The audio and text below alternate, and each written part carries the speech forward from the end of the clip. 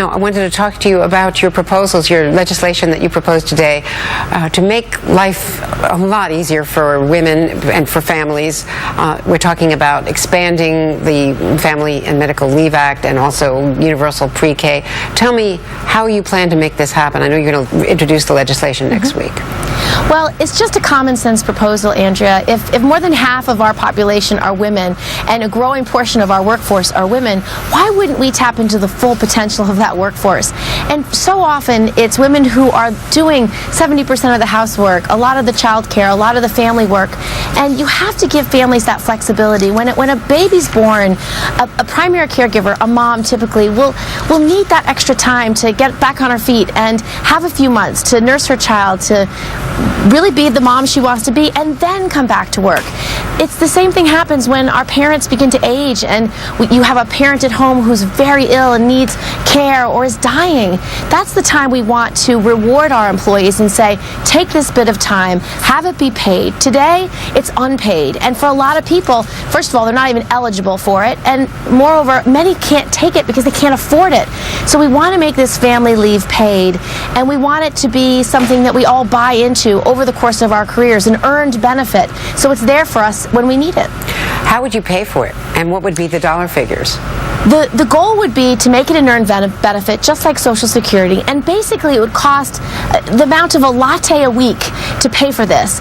The employer would match the employee's money, and it would be something that you pay into your whole life, so that when you have that great need, because you're having a baby or because your mother's dying, that's when you need the help of your employer. And companies that do this already, they already say it's great for business, because not only does it show an investment in employees who they've trained and already invested a lot in, it allows them to help them in their time of need. And those employees, they reward their employers by coming back to work, ready to work, with great gratitude. Companies that do this, we heard from companies like Google and Deloitte Touche this morning in our roundtable, and they say it helps their business grow. It actually enhances their workforce, and it makes it easier.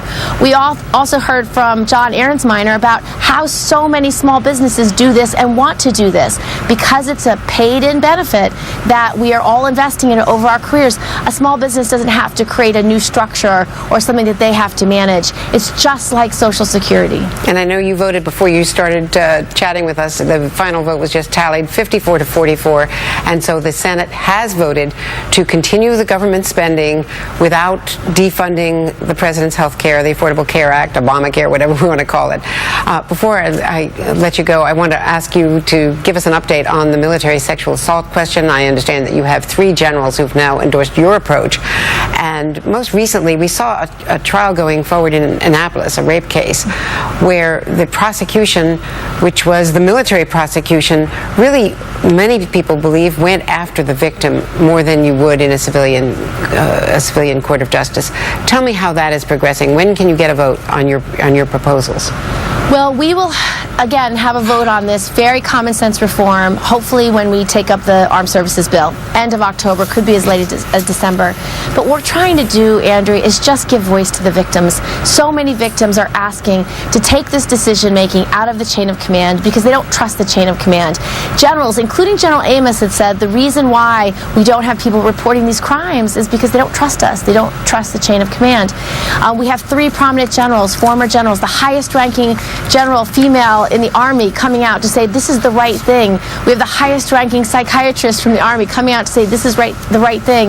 We have generals from the Marines and other services saying this is what needs to happen to create transparency and accountability, to create that objectivity that these victims are asking for, that someone will just weigh the evidence fairly and not be biased, someone who doesn't know them or the perpetrator, someone who isn't trying to sweep it under the rug because it looks bad on them, someone who's actually a trained lawyer to know how to weigh evidence. That's what we're looking for, and I'm very hopeful that common sense will prevail.